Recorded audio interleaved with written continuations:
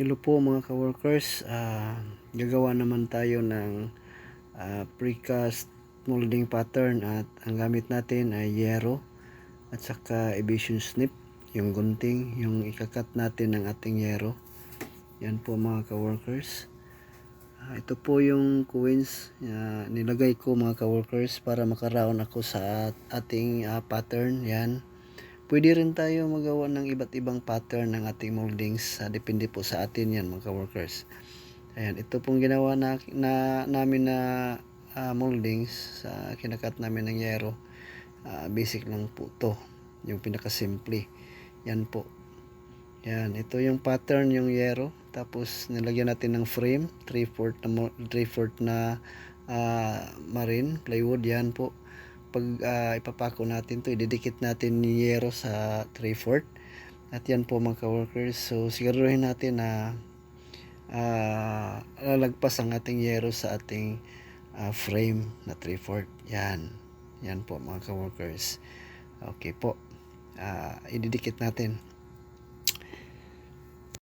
Ayan po mga ka-workers, ipapako natin yung ating yero sa ating frame na 3/4. Yan. Pero siyempre po, yung pako na ginamit natin medyo mahaba-haba po to. So pagkatapos natin ipako, lalabas ito sa likuran niya. Tapos puputulin natin gamit ang ating cutting desk. Baka paggawa natin ng moldings ay masugatan tayo. Yan po mga ka-workers. Yan, pinutol natin ng ating pako gamit ng ating cutting desk. Yan po mga ka-workers. Yan, pinutol na natin para makasigurado po tayo mga ka-workers. Yan. Kung mayroon kayong kung tutularan nyo ito, dapat yung maliit lang na pako ang gamitin natin. Yan po mga ka-workers, wala na. Yan. So pagkatapos nyan, gagawa naman tayo ng 3/4 siding sa ating pattern. Dalawa. Yan, ididikit natin at saka i-alternate natin paglagay para yung nasa ilalim yun natin ididikit sa ating mesa, sa table, sa lagyan natin ng moldings mga ka-workers. Yan. Ayan, ididikit natin. Ipapako naman natin po ulit mga ka-workers. Yan. Ayan, yan ang siding sa ating pattern. Yan. Makikita nyo mamaya mga ka-workers. Yan. May pamahagi sa inyo, baka pwede nyo itong tularan sa gusto nyo. Yan po mga ka-workers. Ayan. Yan ang siding. Yan. Ayan yung mesa, yung lagyan natin ng moldings. Yan po. Kita nyo naman po mga ka-workers. Ayan. Yan po mga ka-workers. Yan. Yung nasa harap yan. Yan. Pakita namin sa inyo ang kabuuan nito. Yan. May brace tayo para hindi ko kilos pag simulaan na natin. Yan po mga ka-workers. Simple po kung mga ka-workers. Pagkatapos natin, hindi pa tayo maglagay ng halo, siguraduhin natin na lalagyan muna natin ng buhangin sa simula. Ito po yung pattern yan. Yan. Yan po. Ayan. Pinalagpas natin sa frame natin na 3/4. Ayan.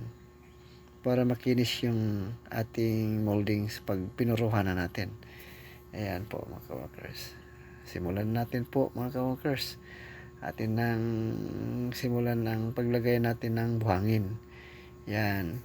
Ang buhangin na namin nilagay dito is binibistahin muna namin yung gamit sa plastering. Yan ang ating gamitin pag maghalo tayo. Ayan. Lagyan natin ng buhangin.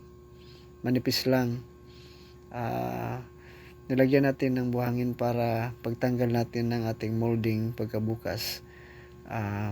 Rough ito yung nasa ilalim. Yun ang lagyan natin ng seating pagkabit natin ng molding sa wall or sa firewall. Yan po mga ka-workers. Yan. Buhangin yan. Ayan. Nipis lang yan mga ka-workers. Ayan. Tapos hagurin natin yan mga ka-workers. Yan, para masifarit to. Dalawa ito yung ginawa ko na pattern na molding. Ipagdikit ko lang yan para dalawa yung aking magawa. Yan. Yan po mga ka-workers. Ayan. Tapos lagyan natin ng halo. Yan po mga ka-workers. Ang mixturing natin dyan is class E. Yan. Hati lang ng isang sakong semento. At masundre ang gamit namin mga ka-workers. Yan. Pwede rin naman ng ibang semento yung gamitin natin. Ayan, hinaluan na natin yan mga ka-workers. Ayan, ang mixture natin ang paglagay ng tubig, katulad rin yan ng paghalo ng pang-plastering. Yan mga ka-workers. Ayan, lagyan natin ng halo. At pagkatapos, siyempre, para hindi mabali pag tanggalan natin ang ating molding, lalagyan natin ng bars. Ang bars na ginamit namin, yung deform bars, yes po mga ka-workers, yung ginamit natin, yung 9mm yung ginamit namin. Yan, siguraduhin natin na hindi ito paghahagod natin ng ating paghahagod natin ng ating pattern, na hindi yun maabot sa ating pattern yung deform bars natin. Yan po mga ka-workers. Ayan po mga ka-workers. Tapos na nating hinagod, lagyan naman natin ng deform bars. Ayan. Yan po yung haba. Ayan. Sa amin dalawa yung nilagyan namin ng bars, dalawa. Ayan yung haba. Pagkatapos lagyan rin namin ng aming hatiin namin po mga ka-workers yung bars naman na maliit, sa kanyang lapad yan mga ka-workers. Hatiin namin, i-divide namin sa 4. Ayan. Yan po mga ka-workers, para pagtanggal natin ng ating molding pagkabukas, na hindi ito mabali kasi mayroon na siyang deform bars. Yan po mga ka-workers. Ayan. Yan po ang paglagay. Sana may matutunan kayo po mga ka-workers. Yan. Yan po mga ka-workers. Yan. Sana may idea po kayo mga ka-workers. Yan. Huwag po kayong magsawa sa panonood ng aking video. Patuloy lang po kayo support sa aking YouTube channel po mga ka-workers. Yan. Marami pa akong pamamahagi sa inyo. Iba't ibang mga trabaho po mga ka-workers. Yan. Yan, lagyan naman natin ng halo. Yan, lagyan natin yung mga bars. Yan, pupunuin natin yung bars ng halo. Ayan, ayan po mga ka-workers. Ayan, ayan. Ayan, siyempre po, pagkatapos natin maglagay ng halo, hagurin naman natin uli. Yan, hanggat mapuno yung ating pattern. Hanggat mapuno na yung ating pattern, at saka natin pupuruhan. Yan po, para finishing na. Yan po mga ka-workers. Ayan, ilagyan natin ng halo. Ayan. Yan po, kitang kita nyo naman po mga ka-workers. Yan, gamit ang ating semento at saka yung deform bars natin. Yan. Ayan po mga ka-workers. Ayan, pagkatapos hagurin natin at lagyan natin ng halo uli sa deform bars natin. Ayan. Ayan, madali lang to mga ka-workers, kasi hindi to masyadong mabaga yung mga ka-workers, yung ating molding. Yan. Ayan po. Sana may matutunan kayo po sa aking pamamahaging video sa inyo mga ka-workers. Ayan, hinagod na natin. Ayan. Ayan, uulitin natin paglagay ng halo hanggat mapuno yung ating pattern, molding pattern natin. Yan. Ayan, hagurin naman natin uli. Yan po mga ka-workers. Ayan. Ayan. Ayan, kunti na lang. Yes po mga ka-workers, lagyan na po natin ng halo. Ayan. Puno na mga ka-workers. Yan. At pagkatapos, siyempre lagyan natin ng halo ng medyo basa. Yan, para yung mga butas-butas malagyan ng yung butas-butas mga ka-workers. Ayan po mga ka-workers, ayan, mabasa yung halo na yan para malagyan yung mga butas-butas. Ayan po mga ka-workers. Ayan, sana may matutunan kayo po sa aking pamamahagi ng video. Yes po mga ka-workers. Ayan, salamat po mga ka-workers sa inyong pagpanonood ng aking YouTube channel po mga ka-workers. At salamat sa inyong pagsuporta po mga ka-workers. Ayan. Tapos hahagurin naman natin uli mga ka-workers. Ayan. So ingat po natin mga ka-workers. Dapat palaging dikit yung ating frame sa may gilid ng ating mesa. Yan.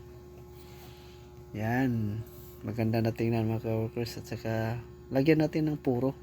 Yes, pang finish na po mga ka-workers. Yan po mga ka-workers. Yan po mga ka-workers. Ito na po yung pinaka finishing mga ka-workers. Yung finish na po. Ito na yung makinis na. Tingnan. Yan kasi puno na yung pattern eh. Ayan, kita nyo naman mga ka-workers. Ayan, tingnan nyo po mga ka-workers, maganda na tingnan. Yan, nakikita natin yung design ng ating pattern. Ayan, at mamaya makita nyo ikakabit namin yung aming ginawa na molding. Yan po mga ka-workers. Ayan, patuloy lang po kayong manonood po mga ka-workers. Ayan, yan ang ating molding, precast molding. Yan. Ayan, sa wakas natapos na din. At pagkabukas ilagay naman natin, tanggalin natin yung ating moldings. Yan, para ikabit natin mamaya. Ayan, yan po mga ka-workers. Ayan, kitang kita nyo naman po mga ka-workers. Kita na ninyo yung buhangin na inalagay natin. Yan. Ayan, rough yan mga ka-workers. Diyan natin ilalagay ang ating seating sa pagkabit natin yan sa ating wall or sa firewall. Yan. Wawalisan natin para matanggal yung buhangin. Yan. At syempre po ating i-drill natin yung ating moldings para dyan natin ipasok ang ating pako. At ang pako ang ginamit namin po mga ka-workers, depende yan sa baga po mga ka-workers. Yan, ang gamit namin is numero 3 na concrete nails ng aming ginagamit mga ka-workers. Yan, binutasan namin yung molding, dyan namin ipapasok ang aming pako na concrete. Yan po mga ka-workers, para may guide kami pag nakabit namin sa molding. Yan. Ayan po mga ka-workers. Yan. Ayan, butas na. Kita nyo naman, dyan namin ilalagay ang aming pako. Yan. Dapat yung ulo ng ating pako, dapat nakalubog yan. Hindi ito nakalubog yan yung pako. Yan. Lagyan natin ng yung butas na yung lagyan natin ng halo pagkatapos natin magkabit ng ating molding. Yan, butas-butasan natin yung ating molding para makapako tayo paglagay natin. Ayan po mga ka-workers. Yan po. Ayan mga ka-workers. Salamat po mga ka-workers. Patuloy lang po kayong manonood. Yan, marami pa akong ipapakita sa inyo ng iba't iba pang mga trabaho po mga ka-workers. Sana makatulong po ako sa inyo. Yan mga ka-workers, lalo na sa mga baguhan. Yan po mga ka-workers, patuloy lang po kayong manonood. Sigurado po kayo mayroon kayong matutunan po mga ka-workers. Ayan. Ayan, ikabit na natin. Siyempre, maghalo muna tayo para ilagay natin dito ng ating molding. Maghalo tayo para sa seating. Yan, meron tayong guide na pako. Diyan natin ipapatong yung ating molding. Ayan. Ayan po. Kita nyo naman po may mga butas yan. Ni-drill natin. Diyan natin yung binutasan natin yung molding. Diyan natin ipapako ng ating molding dyan. Ayan. Pumaka-workers. Ayan. Ayan. So, dyan po mga ka-workers. Ayan. Naghalo tayo ng seating. Sisitingan natin mga ka-workers. Ayan. Ayan po. Lagyan natin ng seating ating molding. At pagkatapos, ikabit natin. So, wag natin kalimutan, before tayo maglagay ng seating, dapat babasain natin yung ating molding para didikit yung ating seating. Ayan po mga ka-workers. Ayan.